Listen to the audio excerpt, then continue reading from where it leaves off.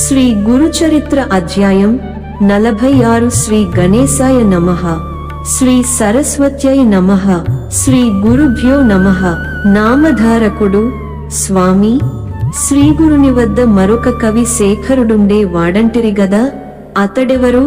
అతడు శ్రీగురునికి భక్తుడు ఎలా అయ్యాడో, ఆయననెలా సేవించాడో దయచేసి వివరించండి అన్నాడు.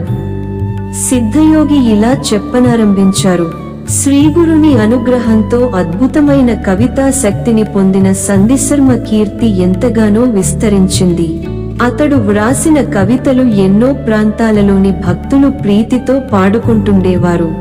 ఆ రీతిన శ్రీ గురుని మహాత్మ్యం మరింతగా వెల్లడై ఎందరెందరో భక్తులు వారి దర్శనానికి రాసాగారు. గానాపురం సమీపంలోనే హిప్పరిగి యనే గ్రామమున్నది.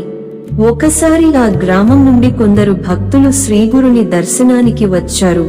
వారు ఆయనకు పాదపూజలు చేసుకోదలచి ఆయనను ప్రార్థించి ఆయన నెలాగో వప్పించి మేళతాళాలతో ఊరేగిస్తూ తమ గ్రామానికి తీసుకువెళ్లారు. వారి రాక ఆ గ్రామంలో గొప్ప ఉత్సవంగా జరిగింది. ఒక్కొక్కరు ఎంతో భక్తి శ్రద్ధలతో శాస్త్రోక్తంగా ఆయనకు పాదపూజలు చేసుకున్నారు. ఆ ఊరిలో ఒక శివాలయమున్నది. అందులోని శివుని పేరు కల్లేశ్వరుడు.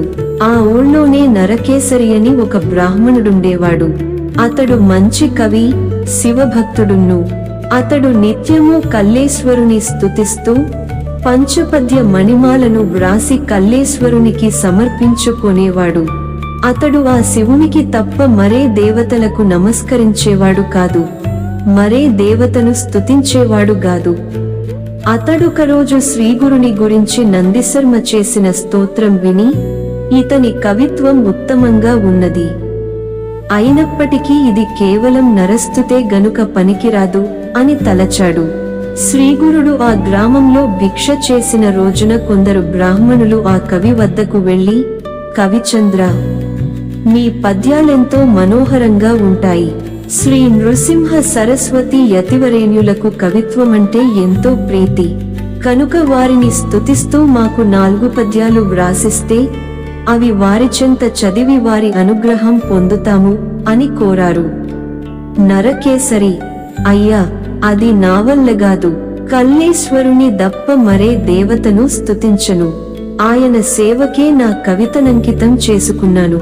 అటువంటప్పుడు కేవలం ఒక మానవమాత్రుడైన సన్యాసిని నా కవితతో ఎలా స్తుతించేది అని చెప్పాడు. తర్వాత అతడు కల్లేశ్వరుని పూజించుకోడానికి ఆలయానికి వెళ్ళాడు. అదేమి చిత్రమో గాని, ఆ రోజు అతడు పూజ ప్రారంభించిన దగ్గర నుండి అతనికి బాగా నిద్రతూగసాగింది. అతడు ఎంత ఆపుకుందామని ప్రయత్నం చేసినా ఆగక చివరకు పూజ మధ్యలో కునుకు పట్టింది. ఆ కునుకులోనే ఒక చిత్రమైన కలగూడ వచ్చింది. కలలో కూడా అతడు ఆలయంలో పూజ చేస్తున్నాడు. అతని ఎదుట మాత్రం ఎప్పుడూ కనిపించే కల్లేశ్వరలింగం అప్పుడు కనిపించలేదు. ఆ స్థానంలో శ్రీగురుడు కూర్చొని ఉన్నాడు. ఆయన నవ్వుతూ, నీవు కల్లేశ్వరుని దప్ప మరెవ్వరినీ నీ కవితతో స్తుతించవు గదా, మానవమాత్రులమైన మమ్ము ఈనాడు పూజిస్తున్నావేమి అన్నారు. నరకేసరి త్రుళ్ళిపడి వెంటనే నిద్రమేలుకున్నాడు. మరలా పూజ ప్రారంభించిన కొద్ది సేపట్లో కునుకు పట్టింది. శ్రీగురుడు మళ్లీ స్వప్నదర్శనమిచ్చి, మేము కల్లేశ్వరుడు వేరుగాదు అన్నారు. ఆ కలలోనే అతడు పూజ పూర్తి చేసి 5 పద్యాలతో స్తుతించాడు. ఈసారి నరకేసరి మేల్కొని తనకొచ్చిన కలను స్మరించుకుని, అయ్యో, నేనింతవరకు పొరబడ్డానే.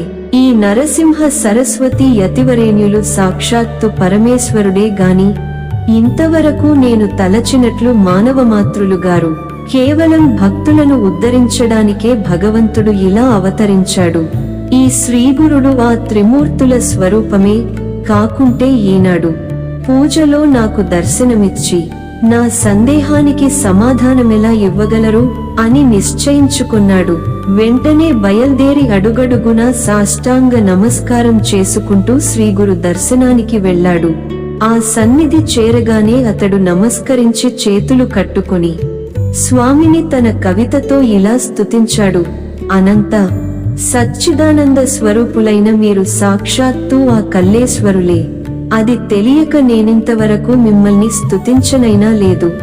చిరకాలం కఠోర తపస్సులు చేసిన యోగులకు కూడా మీ సాక్షాత్కారం లభించదు.